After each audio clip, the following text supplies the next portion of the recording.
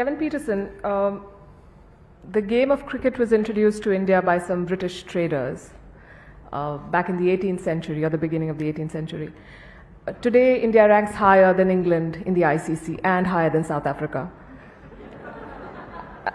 How do you see this journey, India's journey, both on the cricket pitch and the geopolitical arena?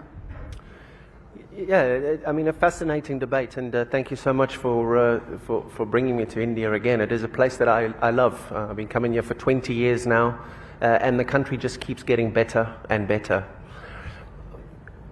I think with the world and where the world is at the moment, cricket or sport can be the one that sort of unifies the world. I think talking about South Africa, we saw what happened to South Africa in 1995 when South Africa won the Rugby World Cup, and what sport did for South Africa. You saw what it did again a couple of years ago when South Africa won, and Siya Kolisi gave that whole speech. And I will reference rugby, but then I'll also reference the opportunity within sport and how that can be a leader in the sort of tumultuous world that we're living in at the moment. There's conflict everywhere. I sit here as an ex-sportsman. I sit here as a father of 2 children. And I was just speaking to Tony just in the back of the hall there about where the world is at and where we see the world. And as Joe Public, the world is actually a very scary place for us. And so for me, sitting here now, just trying to understand so many different opinions. You hear Russia speak only an hour or so ago. You then hear the gentleman last night. You hear Bill Gates talking about certain ways the world's going. I can just say from my side that the world for Joe Public is a very scary place. Digitally, scary. The war, scary. Pandemics, future pandemics, scary. So when we talk about cricket and we talk about that opportunity to unite, sport should be used. Sport can be used.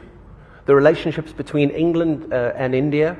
I mean, I was one of the first guys that broke away from England and had that sort of separation from the national side because of my affiliation with India and the IPL and the start of the IPL. You now have a look at the world of cricket that we're talking about. All the players from all around the world, friendships, almost homes here in this beautiful country. That's what cricket has done. English players, great friendships with Indian players. Indian players have great friendships with English players, with players from the Caribbean. Australian players. I know you guys are playing in a huge series at the moment against Australia. During, before and after those games, the friendships are rife. And so I think that sport can be used in some sort of fashion to be able to try and mend it. Cricket's an issue because China and America don't play cricket. Russia definitely don't play cricket.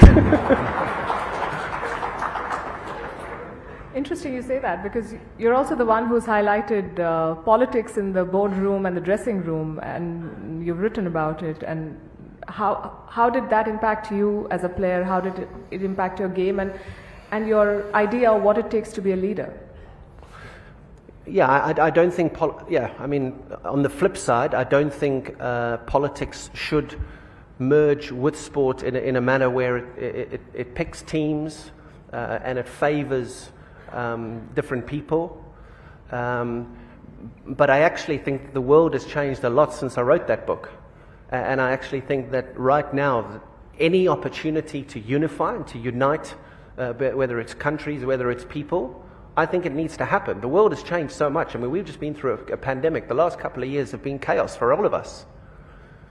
So if there are new opportunities and we need to change the way that we think, I think now is the right time to do it. And if cricket in this conversation is something that can be used, or sport is a conversation that can be used, why can't we use it? Sure. Dr. Jaishankar, from honorable rivalries to now very vicious personal attacks, would you say sledging both in cricket and in politics has become par for the course? The personal attacks was the politics or the cricket? But anyway, I know the answer.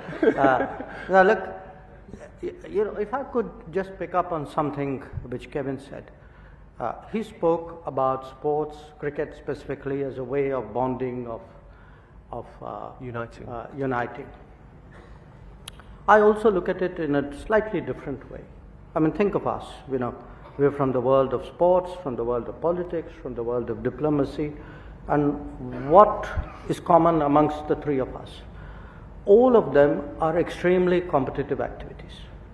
So at the end of the day, sports or politics or diplomacy are ways of taking your competitive spirit into a particular domain.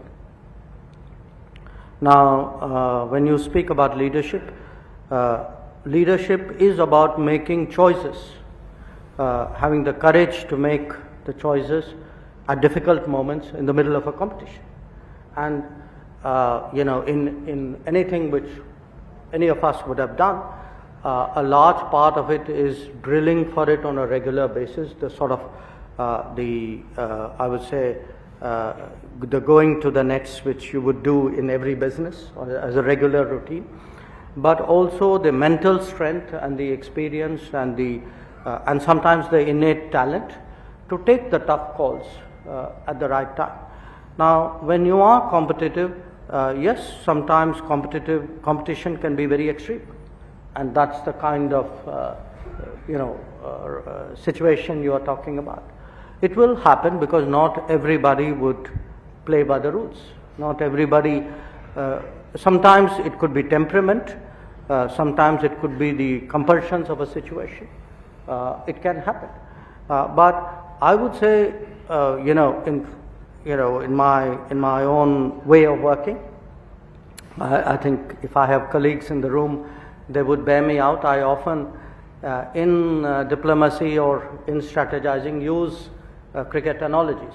I would say I would take a particular match or a particular player and use that to get across to them that that's what I expect, or that's what I think we should do, or that's a kind of risk we should take. And in all of this, one has to plan for the fact that there will always be sledging, there will always be something beyond the rules, something from as they say in another continent which doesn't play cricket, from the left field. Right.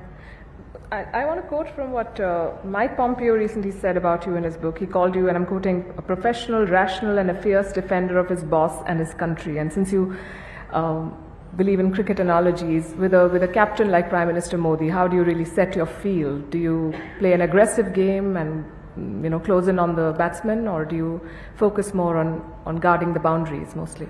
Well, I think with Prime Minister Modi, with Captain Modi, there's a lot of net practice. I mean, the net practice starts at 6 o'clock in the morning and goes on till fairly late. But again, there's also, and I'm sure Kevin would agree, I mean, if you have a particular bowler who you trust in or you've seen perform, you would give them the latitude. You throw the ball to them at the right moment. You would trust them to deal with that particular situation. And I think in that sense, Captain Modi does give his bowlers a certain amount of freedom.